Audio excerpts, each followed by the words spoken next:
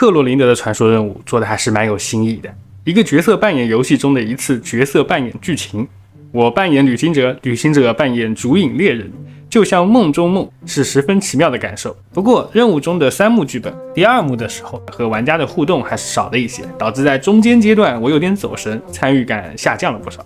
但考虑到它本质是一个任务，而不是一款桌游，讲故事优先，互动次之，也完全能够理解。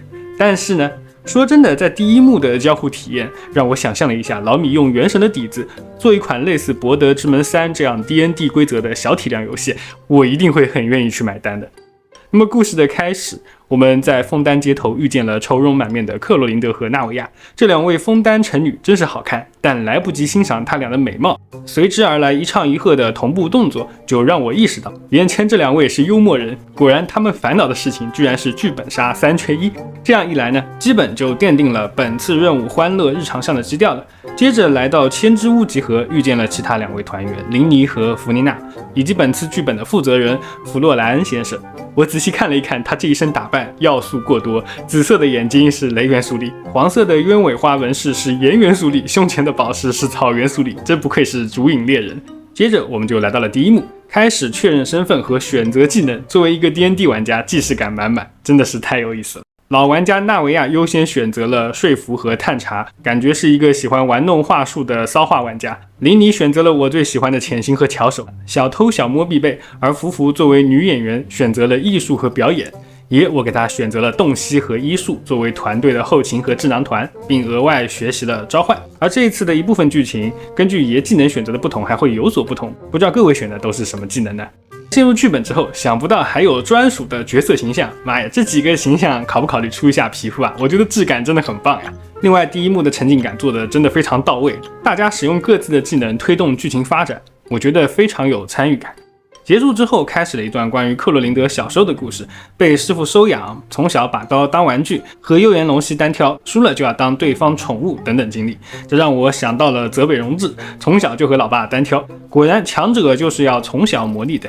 而给右眼龙溪当宠物呢，则是这次剧情的一个节奏爆点。之前有人问我怎么看，但是我没有做过任务，所以也无法判断。但是我做完任务之后来评价，我觉得吧，作为一个家里养宠物的人，如果让我和我家的猫打一架，然后输了，我给我家的猫当宠物，我想到它平时贱兮兮的脸，只会觉得又好气又好笑，而不是把它和颜色联系起来。不过我也看了一些玩家在节奏的评论区里逐字逐句引经据典的解释，怎么说呢？人有所想，梦有所思，既然接触这方面的内容比较多，产生相关的联想是拟之常理。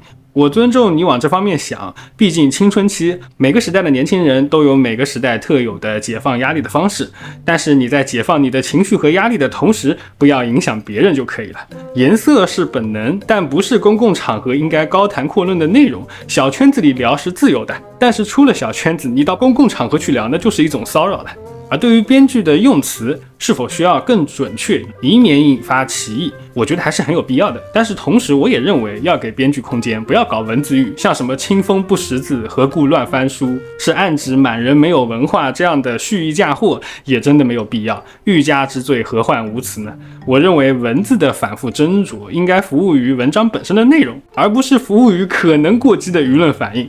否则这还是写故事吗？不是了呀，这是在写公关文了呀。那至于龙溪夫人这样抽象的梗，我的评价是互联网的抽象反正也不是第一天见了。最近我刷到一条吐槽，实属互联网嘴替。那如果互联网上的抽象文化让你觉得心累，不妨看一看这期小吐槽，还是挺有乐子的。那我们回到剧情中，接下去呢就进入到本次剧情相对沉闷的第2幕了。因为忘记使用各种技能，和第1幕的高频交互呢产生了反差，一下子我的注意力就无法集中了，然后我就边玩挂机游戏边看剧情。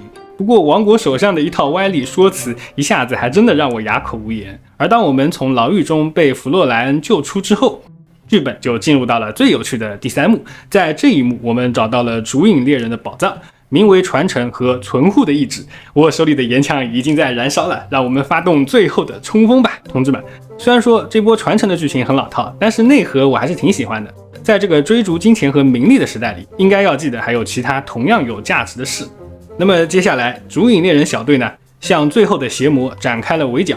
福福作为团队中缺少经验的吟游诗人，立马后退，召唤了3个海鲜。纳维亚一马当先，给出一炮，但是这一炮呢，显然没有积攒结晶，威力不够。爷和林尼拍马跟上，邪恶的巫师虽然是巫师啊，但是力量敏捷点满，看准时机触发正刀，将爷的攻击一一化解。该说不说，咱们可是专精治疗，干嘛冲上去送人头？正当爷被击飞，主点潜行和巧手的盗贼林尼游走到巫师的身后，发动了平 A 攻击。懂了，盗贼被刺100%暴击，果然很有脑子。这一下呢，打得邪恶巫师连连后退。纳维亚立刻化身为腰子收割者，冲枪顶在巫师的肾上，来了一发满额散弹，可惜触发了有烟无伤的定力。主影猎人们眼看就陷入了僵局。这个时候，旁白圣体克洛林德给出了关键的提示，是时候发动召唤技能了。好家伙，虽然召唤是动漫里的烂俗剧情，但是爷就是爱看，所以咱们再看一遍。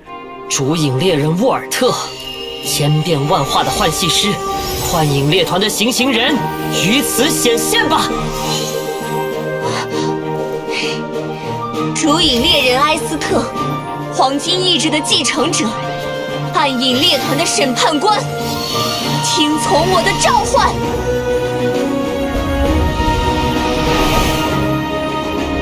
佩特洛尼拉，秩序与正义的守护者，我最敬爱的主影猎人，感谢你拯救了我的朋友，赐予了我最珍贵的友谊。现在，助我们一臂之力吧！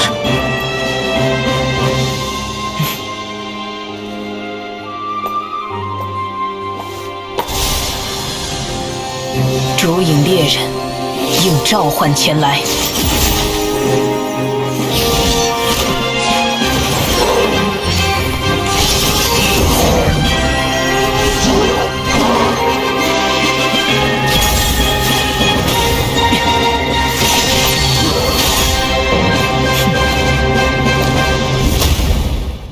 好，召唤流 YYDS。就这样，在克洛林德的大招下呢，我们圆满的完成了本次任务。在一众人庆祝顺利完结的时候，我们可怜的弗洛莱恩直挺挺的躺在地上，也没有人关心他一下，真的是好可怜啊。而单纯的福福居然从始至终都没有看出破绽。我觉得吧，虽然这次是克洛林德的传说任务，但福福作为 OS 和吐槽担当，真的非常亮眼，实在是太可爱了。那在故事的最后，克洛林德问出了和隔壁黄泉类似的问题：旅行者，若是你的名字不被人记住，你的旅途不被人歌颂，那么你觉得这趟旅途的意义何在？我隐约嗅到了刀子的味道。而爷回答了一个非常标准且令人满意的答案：就算不被记住，和同伴们共度的时光或许就是意义，和同伴们共同创造的未来也是意义。那么到此，我们的克洛林德传说任务就结束了。基于这个任务的创新形式，然后故事的内核，最后的 CG 动画，以及中间掉节奏的缺点，综合评价我会给到8.8分，是一个不错的日常向剧情。好的，我是提瓦特地理，我们下期再见。